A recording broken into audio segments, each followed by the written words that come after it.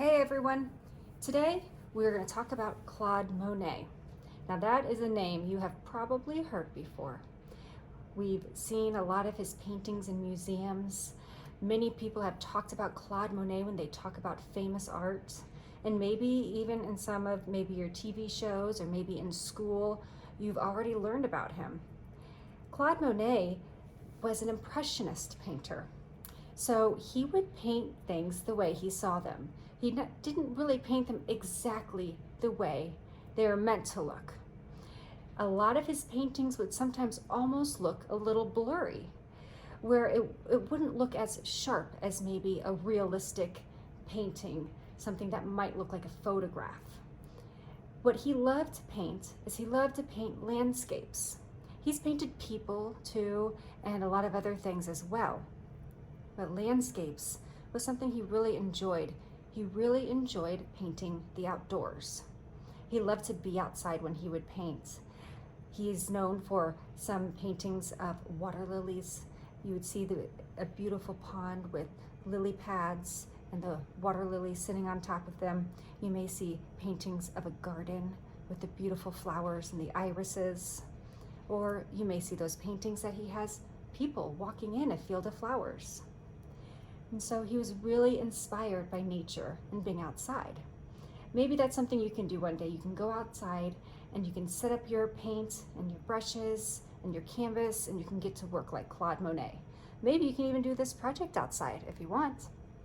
So today's project that we are going to do is we are going to make our own flower garden. We're going to go ahead and put Claude Monet aside. Hopefully in your lesson plan you have seen some of there's a link you can click to learn a little bit more about Claude Monet. You can maybe have mom or dad read to you a few things from there. Maybe you've listened to the story about Claude Monet, the book, and that talks a lot about him as well. And always explore his paintings. Maybe go to a museum that is showing an exhibit, a Claude Monet exhibit. That's always really fun. When I went to the museum in New York, I got to see his artwork in person, and it was spectacular. So the materials we have today, you will either have a piece of paper, maybe you have a canvas panel. If you have the paint paper, which is what I'm working on today, sometimes I like to change it up and work on paper. You will also have this black piece of cardstock. On the back, it has the sticker that talks about the project. It says Flower Garden, Monet, and then there are these little stickers here. And when you're done with your painting, you'll be able to mount it here on here. It looks like it's framed and ready to go to hang up, or maybe you want to put it in its own frame too. That's up to you. Okay, so you'll have your paint paper or your canvas. You're going to want to get your glue. You want some yellow and you'll want some blue. You'll want your paintbrush, of course. And then you're going to have your materials. We'll have some flowers, we'll have some stems, blades of grass, some leaves, and this plate is also very important because we're going to be doing some mixing. I'm going to go ahead and dump the materials aside over here so that my plate is nice and clean and ready to go. Now, what we're going to do first is we're going to make our own flower garden like Claude Monet made his. We're going to start by making the background. And the background, we're going to see the sky and then maybe, and you will paint some grass too. We'll also be adding some as well. So that's why I have the blue and yellow. And you're probably wondering, well, grass is green, right? So why doesn't Miss Lindsay have the green out? Well, we're gonna make the green. I always like to do that. I don't like to pack the secondary colors because I want you to make them. So what we're gonna do is we're first going to paint our sky. And so we're gonna get the blue. And what I'm gonna do in my painting, to just make it a little different, is I'm gonna leave the edges white. So it kind of has a border around it. So I'm gonna go ahead and dip my brush into the blue. And you have two options. You can be like Claude Monet, because he's the Impressionist painter. An Impressionist painter does a lot of dabbling.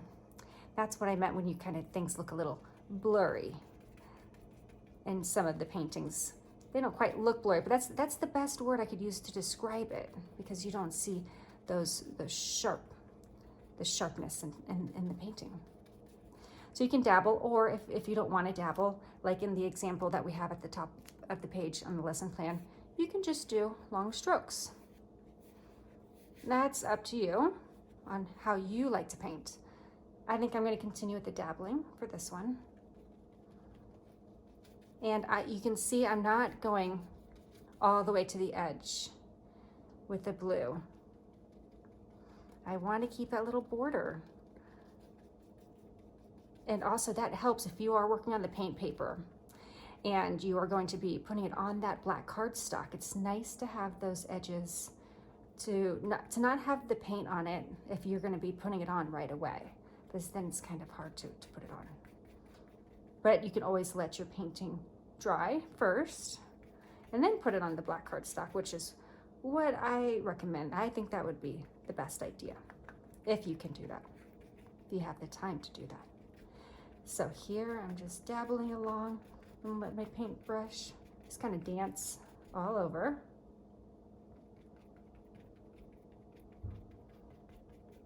Now, we talked about how Claude Monet is from France, because he's a French artist. And there's a lot of artists that lived in France, a lot of artists who spent a lot of time in Paris. So in a lot of our lessons, you might find that. It's fun to find out where the artists lived when they were painting or making their sculptures. All right, what I'm gonna do is I'm gonna save a little bit at the bottom, because what are we gonna have at the bottom? We are gonna have some green grass. So now I have my blue sky, and to make my green, I'm going to get my plate and pour a little yellow. Not too much, because I might want to save that yellow for another project. And some blue. All right, and I'm going to push this aside real quick while you can see the mixing. So I move some yellow over, and I gradually bring in some blue. So I don't bring in all the blue at one time, because I want to get the shade of green that I want to use. I like to test it over on this side. I like this shade. I think I'm going to use this one. I like my green a little lighter than the dark green, but if you want dark green, you'll probably want to add here a little more blue and a little less yellow. And then you'll notice it's just slightly darker. It can be kind of hard to tell, but you can see the difference there. But I think I'm going to twist off a lot of that blue off my bristles here, and I'm going to go with this one. So I'm going to keep mixing a little bit. Scoot that over so we can still kind of see the green. Bring this back. I'm going to dabble. And I'm not going to go to the bottom of my paper. I'm just going to leave that little white border there. You can let the green meet the blue if you want to, or you can have them be separate. I have some friends who did this in class with me, and they did it in so many different ways, and it's really neat to see how different each garden came out to look. So yours does not have to be exactly the same. And in the lesson plan, you'll see some different examples of how some of the other artists in class made their garden. All right. So now that I'm done dabbling here, and all done with my green, we are all done with our paint. So I can put my paint away. I'm going to set it way over here out of the way so I don't get anything messy on accident. So now we are going to go ahead and start gluing. So let me move this away and bring this forward. And so we have our glue bottle. I like to keep my glue bottle laying outside because it lets all the glue kind of sit close to the tip. But if your glue bottle is really full, you don't need to, you can just keep it upright. But I've been using this a lot, so I'm gonna keep it on its side so it's easier for me to squeeze. Now, if you are squeezing your glue and nothing's coming out, I always say, just count to 5. Hold it upside down and count to 5. 1, 2, 3, 4, 5, squeeze. Because that lets all of the glue make its way to the tip. Sometimes we have to just kind of wait a little patiently as all of it works its way down. Now, we have our flowers. I'm gonna put my flowers over here because I'm not gonna use them yet. I'm gonna start with my stems. So I'm gonna pick out the pieces I want to be my stems, and I'm picking out the long, skinny ones. Got a little paint on my hand. So here we have some long, skinny ones that I'm going to, let's see how we can see. I'll set those up here so you can see a little better. 1, 2, so let me count my flowers. 1, 2, 3, 4, 5. So I'll need 5 stems, okay? So 1, 2, 3, 4, 5. So I'm gonna start with those. I'm gonna get my glue. And you really do not need much glue when you're putting your stems on. So this is gonna be a nice tall one. So I'm just gonna put a dot of glue. You see, a dot was all I needed. And I'm just gonna put my stem on. That's gonna hold your stem in place. And when you add your flower up top, then that's gonna glue the top part in place. So you don't have to worry about that one now. You can see a little bit of glue came out the sides. That's okay, it's gonna dry clear, but that tells me that maybe I need to use a little bit less glue for the next one. Okay, so I'm gonna move it around, kind of see where I want it to go. Place a little glue dot. I'm gonna scoot it over like that, kind of at an angle. And then maybe I want this one just over here. Close by, but off to the side a little bit. See how I'm carefully kind of shifting it into its spot? You can do that too carefully. I'm gonna put this one here. And then finally, no, I liked it this way. See how I flipped it over because it has a little bit of a curve.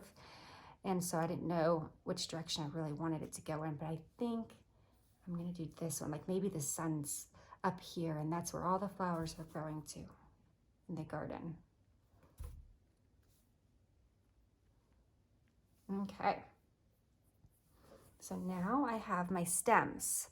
Now I'm gonna add some grass, some blades of grass. So we have some different shades of green. You might have a combination of light and dark. Maybe you have more dark than light. You know, you can get a little bit of both. So let me see. I don't know if I'm ready for that one. I think I want the shorter one here. I'm gonna put that one here. You may notice even in the example that I gave in the lesson plan of the different ways some of the other students created art, even some kids were putting theirs going this way, and I thought that was really neat. You can really do yours any way you want. All right, I think I want it here. It's okay to take your time and really see where you want your pieces to go. And I think I might add another piece. I might want this one a little shorter. If you have a pair of scissors, you can use scissors. You can pull a piece off. Let me see what this looks like when I pull this off. Okay. That's okay. I would have liked to have some scissors close by. Maybe that's something I should always keep with me as I'm working, but you don't need to have them, as you can see. Maybe all your pieces are exactly the way you want them to be, so you won't even need to worry about that. Okay, so I have that. Now I have a few little leaves here that I'm going to be adding onto the painting.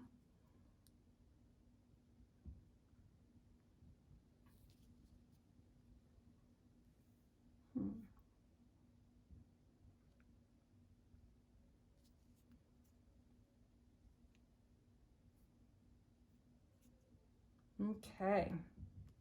And I have added some of these orange ones too, just to add a little bit of a pop of color. You can put those anywhere you want. And you don't have to use them if you don't want to. If you just want to keep the green, that's okay.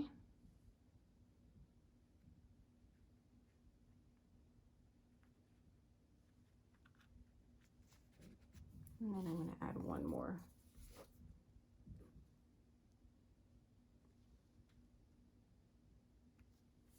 All right, so now I am ready to add my flowers. This is your finishing touch, your final step to this project, unless you decide to add other things to it. So we have the top of our stems. I'm just gonna put a little tiny glue dot. Now you want this one to be very tiny because you don't want the glue to seep out too much into the flower. Then you'll see kind of a little bit of where the glue was. And I have that. If you look at the example and that I had at the top of the lesson plan, you'll see that happened a little bit with one of mine, but that's okay. 1, 2, 3, 4, 5. Sometimes it's good to hold it down in place to let that glue really catch the flower.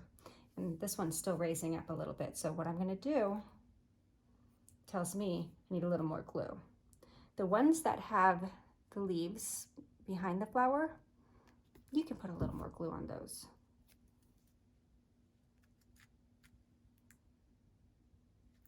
But then if you get, let's see, I'm gonna grab this purple one. Actually, I want my glue dot to be down a little further because I don't want the flowers to be right next to each other. This is the one that you might want to have just a smaller dot of glue. Okay, actually I'm gonna lift that one up again. And it's okay to kind of go back and forth until you realize the right amount of glue. And maybe a little bit, have a bigger puddle there.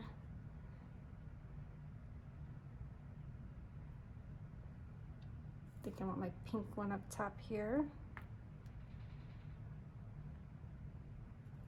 And then my green one right over here. And now you have your very own flower garden. And when you're ready, you're gonna get your paper. Go ahead and put your name here first. Before you do this step, you're gonna peel off these little pieces so you have a sticker there. All right, you're gonna take it, and I like to stand up for this one, so I'm gonna stand up. And I like to really make sure it is in the middle. And press down.